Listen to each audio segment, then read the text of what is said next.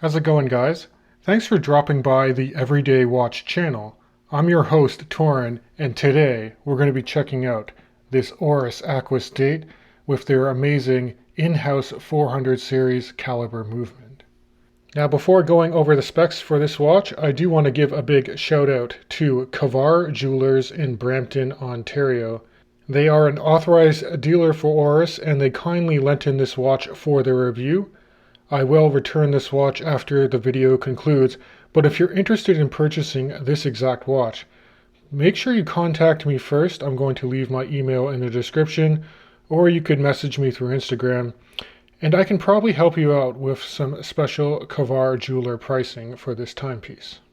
Now, this particular watch is the OG Aquis size of 43.5 millimeters in case diameter, and if you flip the watch over, you can see that nice kettle shape that the Aquis line has.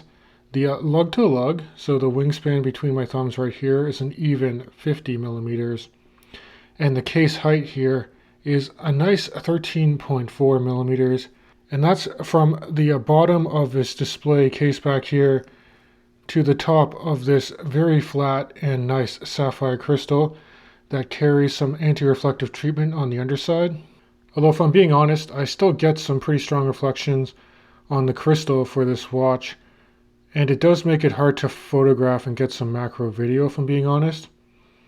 All that said though, the legibility for this watch is extremely high, given the contrast between this gorgeous sunburst blue dial, the color-matched blue ceramic bezel insert, coupled with the high polish and multifacet on the applied indexes and the handset as well. So for a long period of time, most of ORIS watches were powered by basic Solida or ETA caliber movements, and the 400 series is really one of their first mainstream in-house movements that boasts an amazing 5-day power reserve. Now, they started using this in-house movement in smaller case dimensions as well. Now, the actual design of the 400 series caliber takes the form of the ORIS Bear. You can see that the twin mainspring barrels kind of look like the ears, and then you kind of have the balance wheel to round out the mouth of the bear as well. You have a very nice skeletonized rotor weight, and most of the movement components are highly anti-magnetic, and the actual warranty for this watch is industry leading at 10 years, so they really stand behind their 400 series movement. And as mentioned, you do get 120 hours of power reserve, and this movement does tick away at 4 Hz or 28,800 vibrations per hour. Now, flipping the case back over, if you want to operate this movement, it's done through this nicely oversized ORIS crown that is signed and screwed down to give you 300 meters of water resistance. Early adapters of the 400 series caliber were quick to complain about a quirk that this watch has. When you pull out the watch all the way, you can see that sometimes the minute hand will jump forwards or backwards by several minutes, which isn't too big of a deal when you first pull it out, but when you want to actually set the time accurately, sometimes if you push the crown back in, that hand will jump again. But what recent literature does indicate is that it is only a quirk of the movement. There's a bunch of wheels and a pinion that get really tight when the movement is hacked here. And if you want to avoid that, you can just set to any reference time you want and then gently wiggle the crown back a little. And then if you do that and then you push the crown back in, there's no jump whatsoever and the movement maintains perfect time. Speaking of accuracy, this movement really is phenomenal given the 5-day power reserve. I threw it on my time grapher and it's within a couple of seconds per day, with an extremely high amplitude of over 300 and basically no beat error to speak of. Now, with the newer ORIS Aquis dates, I'm a big fan that they shifted the actual date aperture to the 6 o'clock position to maintain the symmetry of the actual dial. There's a very high attention to detail for all of the hour markers.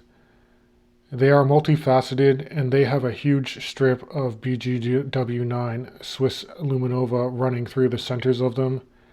And the same can be said for the hour style hands, very nicely polished, some vertical brushing before you actually get to the lume filled portions, and the seconds hand just runs all the way out to the running minute track and you got that loom style lollipop on the seconds hand, as well as a loom triangle on the ceramic bezel insert to help with orientation of this watch. So let me throw up a low light shot of this watch right now, just so you can see how evenly applied the blue BGW9 formulation is.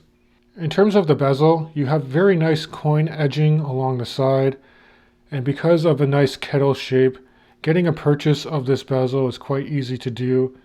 It's a unidirectional bezel with 120 clicks.